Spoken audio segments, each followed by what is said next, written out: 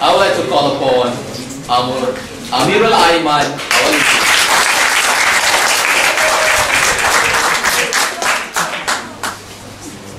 Six groups of countries revolted in the last reformations, while more than 1 million people gathered in the Tahrir Square, fighting for their freedom, and several hundreds of martyrs sacrificed their soul for a piece of change. Assalamu alaikum warahmatullahi wabarakatuh. First, enormous gratitude upon our most merciful, our most gracious, and the beloved Prophet Muhammad sallallahu alaihi wasallam. A very good evening to the panels of judges, to the precious timekeeper, and my fellow friends.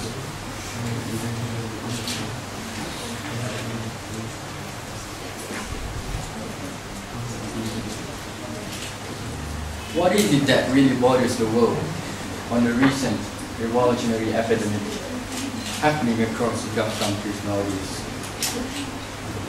As for Egypt, there is something quite catchy that the people's revolt in one united voice could bring down the long-standing malicious president in less than a month. It was quite a profound achievement, especially after a period of relentless oppression. They get to lead their own homegrown country democratically. Now just ask yourself whether if the solidarity was made possible without a strong urge to rectify the jeopardized administrations for a better future everyone. We marvel it right in front of our eyes, the another laudable wonder of the people of Egypt, unfolding history at a glance. Ladies and gentlemen, there are more than 80 million of countrymen populating the country, with over 40% of the sizable number concentrated in the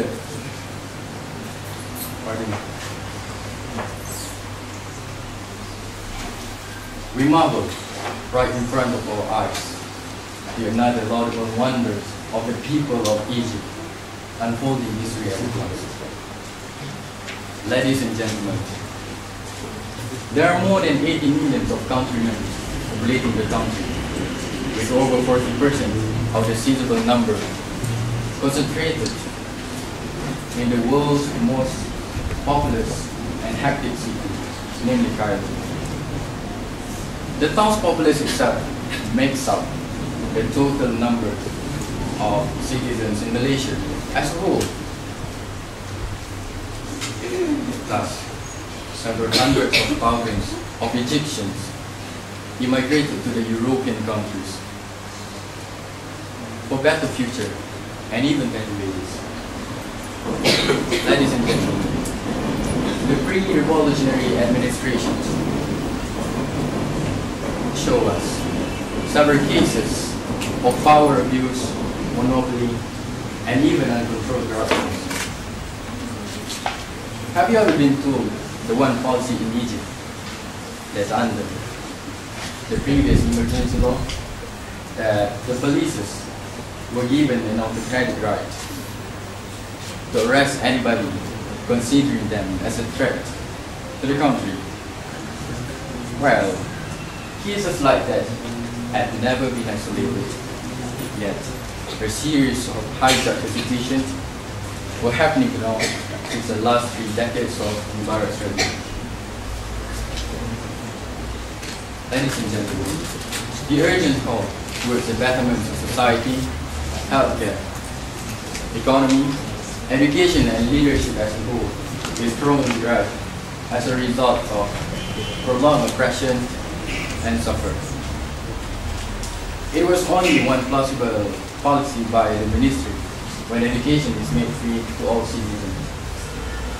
The yesterday's moods addressed by the PERUBATAN state on its Medicophilic month really suited the content of my speech today. Ladies and gentlemen, who can never change the society they did themselves, making their step forward, especially after a period of silent suffering. A round of applause for the great achievement of a lifetime. But don't you realize of one thing, that Egyptians are building a really great nation by time. Pyramids are just another small showcase by them. The government did not do anything towards the country's advancement, be it politically, socially, or even economically.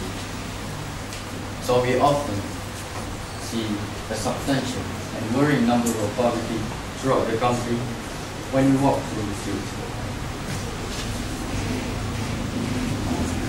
Ladies and gentlemen, have you ever wondered why the small or old beggars in the street have to seek desperately for your donations, always with both of their legs amputated, with tears to denote suffering? We never have such a heart to ignore them, so we give them money, but till how long they might persist to live that way? Who are yet to be blamed, however. It is catastrophic. The country's potential wealth was all fluent regionally to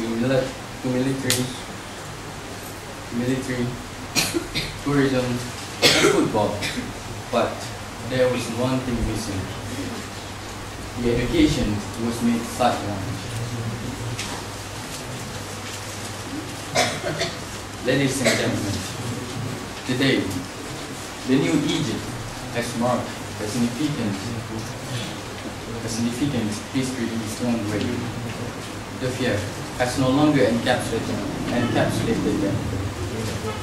They are reborn with a brand new spirit and enthusiasm. To gather hands, shifting the third world country into a first world country in short years to come. You can never have revolutions in order to establish a democracy, but you must have a democracy to have revolutions. Quoted by G.K. Chesterton. Again, ladies and gentlemen, are we sure of making such an action if we were to be repressed by the current government? Just think about it. They proved to be great by integrating the people's power into a unified success. And it worked. The post-revolutionary administration has shown that some proofs that the country's backwater era could be turned into a success. For the record, revenue from Egypt's very own Suez Canal rose high up to 9% year on year to 413.5 USD million in the last March. Just see, it brings about changes. The revolution doesn't just stop there, but now Egypt has promised to pay its full commitment on Palestinian reconciliation. Ladies and gentlemen, they lack money, so why don't we invest in them, rather the IMF to take its upper hand? Hence, nearby countries like Saudi Arabia come to help them, offering their helping hands, in call to support the revolution aftermath. Ladies and gentlemen, what more can you expect from the new Egypt? Just this one. It simply is a big and a positive. As a medical student, we may take a leap out of the event by assimilating the revolution experience into us, ourselves. How do we artfully and effectively gather our weaknesses and strengths in leading ourselves ahead in studies and also socially? You may ask this one question tonight.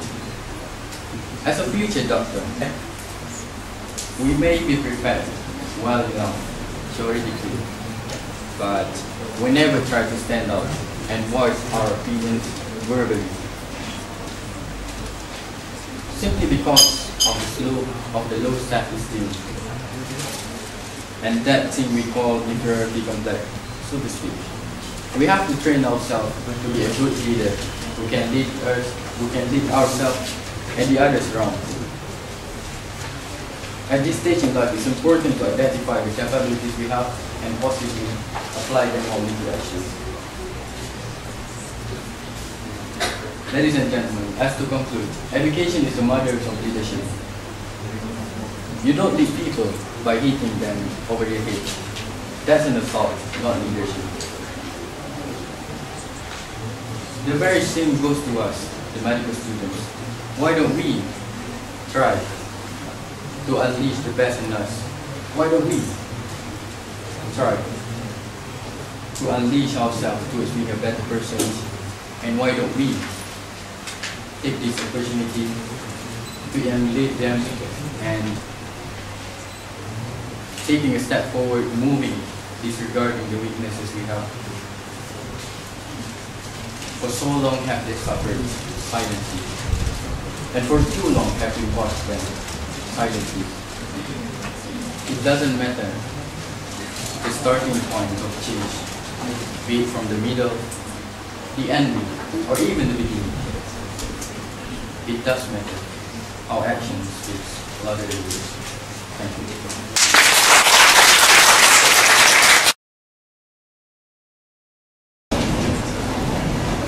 I was given the questions of to pick a superpower and how can the superpower help my country.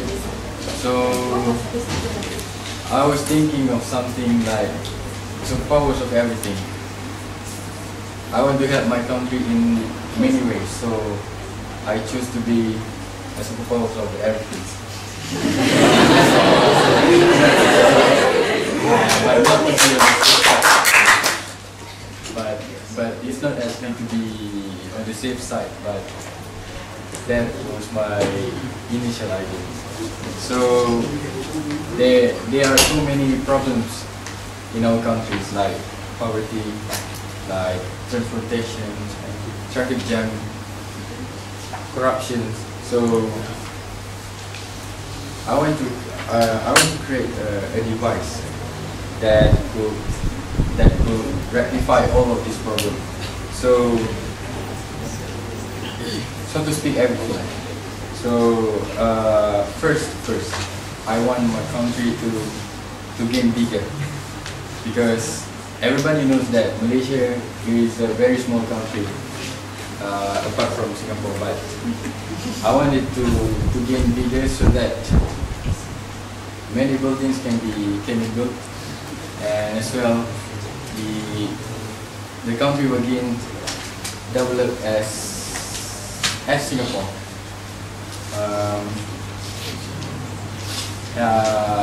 For the traffic jam, especially in KL. So I want to create something that could help to lighten this problem by maybe constructing a lot more roads, something flying over, some flyover, and also less use of cars maybe, and more effective public transportation. And I had a vision before to see a village, the villages in Malaysia, to be as developed as the town itself. So using my superpower, I would like to transform these villages into not to say that developed,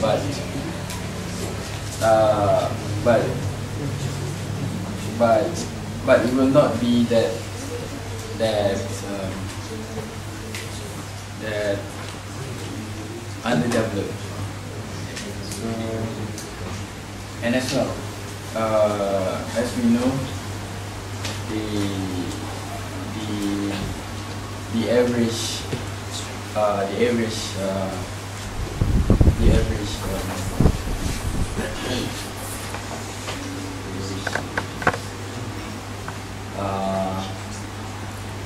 average intelligence in Malaysians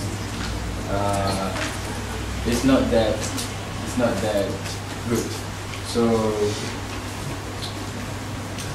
what I want to invent is something to boost this intelligence among the Malaysians.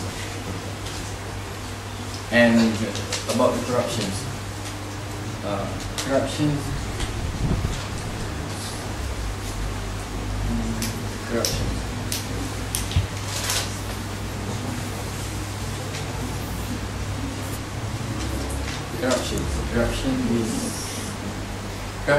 Corruption is the roots of many problems in Malaysia, be it leadership, be it economy, or even social. So this is the main problem in Malaysia. So to rectify this problem, I would like to create an anti-corruption device to make corruption inaccessible to every voter. And also, there is problems of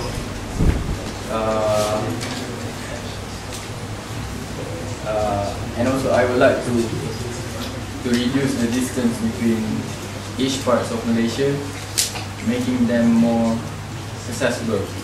So I would like to have a superpower like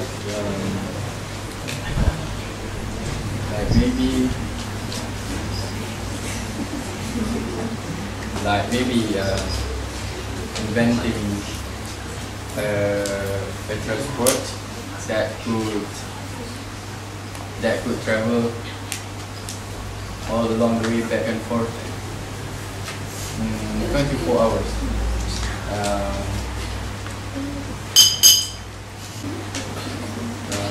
What? Finish.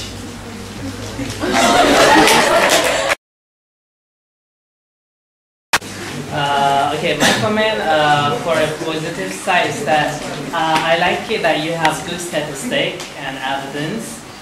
You do have good point, but it's not that well elaborated. And whenever like you lost your point, you like to do ladies and gentlemen. I mean, it's really good. I mean, to feel the posting, the space. Okay, you have to work on that because you have like a rather longer fonts. Okay, the negative thing is that your points are, it's not that systematically structured. It's a bit scattered all over. Like it's hard for us to grab the point itself. Like there is not a first or second point or next point like that. And then the most distressing one is that your sleeky way of delivery. You know, you're being too relaxed. I mean, it's good. I mean, in delivering speech, you have to be relaxed, confident, and natural. You are being natural, you are confident, you are relaxed, but you're too much of it, okay? You have to be, I mean, in a proper level. And then you are lack of eye contact, I know, because you are very nervous, so you are avoiding people's eyes so that you can concentrate more on your speech. And then you are a bit monotonous, okay? You have to emphasize on big things, important things, on your evidence. And then about your impromptu, I like it that you are being said like you are choosing to be everything. It's actually an advantage to you, but you didn't really make it use of it. Like Actually, you can like divide it into economy or social problem or political problem. So it's more professional and it's more structured. Okay. Overall, you did a good work. Okay, but you have to improve. Okay. Thank you.